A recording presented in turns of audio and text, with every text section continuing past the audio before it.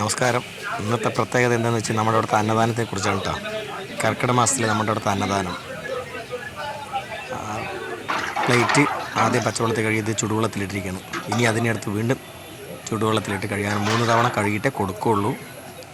അന്നദാനത്തിന് ഉപ്പേരിയുണ്ട്, അവിയലുണ്ട്, മത്തൻ കറിയുണ്ട്, അച്ചാറുണ്ട്, രസം, സാമ്പാർ, 4 വെട്ടുപ്പേരി, ശർക്കര വെട്ടുപ്പേരി, പപ്പടം, പായസം, അങ്ങനെ എല്ലാം കൂടിയിട്ടുള്ളൊരു അടിപൊളി സദ്യയാണ് കേട്ടോ അവിടെ കൊടുക്കാറുള്ളത്.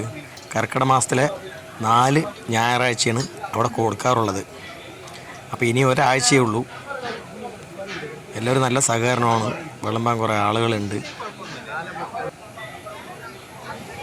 അടുത്ത ഞായറാഴ്ച ലാസ്റ്റ് സദ്യയാണ്.